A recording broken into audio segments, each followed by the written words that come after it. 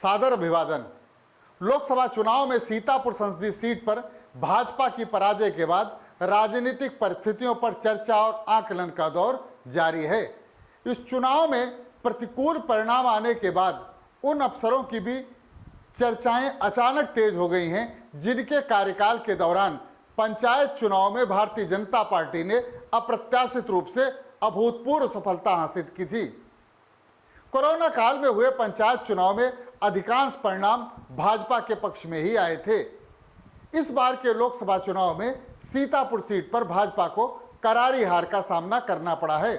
सीतापुर संसदीय सीट के अंतर्गत आने वाली 5 विधानसभा सीटों में से यूं तो भाजपा को 4 सीटों पर शिकस्त खानी पड़ी है, लेकिन जिस एक सीट सेवता पर भाजपा ने जीत भी दर्ज कराई है, वहां न सिर्फ इस बार अपेक्षा के विपरीत बल्कि पिछले चुनाव के मुकाबले इस बार जीत का अंतर भी काफी कम रहा है, जिसके चलते हार का अंतर बढ़ता ही चला गया और यह सीट कांग्रेस ने भाजपा के हाथों से छीन ली। भाजपा की इस पराजय के बाद मौजूदा प्रशासन के अफसरों की कार्यशैली पर भी चर्चाएं की जाने लगी हैं। दरअसल इस बार के अधिकारियों की कार्यशैली पिछले अधिकारियों से काफी बदली हुई थी।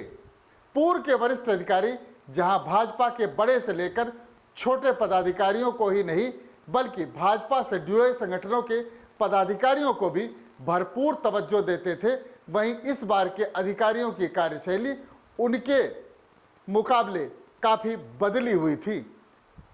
उन्होंने सत्तारूढ़ दल के लोगों को पहले जैसी तवज्जो नहीं दी। चुनाव के दौरान तैनात रहे अफसरों ने आदर्श आचार संहिता लागू होने के काफी पहले से ही भाजपा नेताओं को अधिक महत्व देना बंद कर दिया था। उनकी भी उतनी ही सुनवाई की जितना बेहद जरूरी था। चुनावी वर्ष में सत्तारूढ़ दल को लक्ष्मण रेखा के भीतर रखे जाने का भी नुकसान उसे उठाना पड़ा और भाजपा की पराजय के जो तमाम कारण अंदर खाने तलाशे गए उसमें यह भी एक अहम माना जा रहा है। सत्ता के गलियारों में इसी के साथ पंचायत चुनाव के समय यहां तैनात रहे जिलाधिकारी विशाल भारद्वाज, पुलिस अधीक्षक आरपी सिंह और एसडीएम सदर अमित भट्ट को भी याद किया गया, जिनकी देखरेख में पिछला पंचायत चुनाव सफलतापूर्वक हुआ था। उस चुनाव में भाजपा ने अप्रत्याशित रूप से अपनी बढ़त बनाई थी।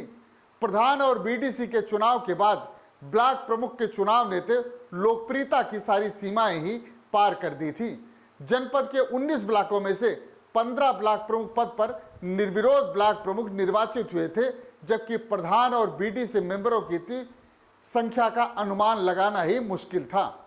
इस चुनाव में भाजपा की करारी हार के बाद पराजित खेमे में उन अफसरों की चर्चाएं एकाएक तेज हो गई हैं जिनके कार्यकाल में पार्टी को उल्लेखनीय सफलता हासिल हुई थी। आज की खबर को हम यहीं पर विराम देते हैं।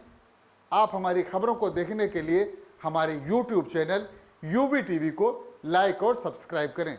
धन्यवाद।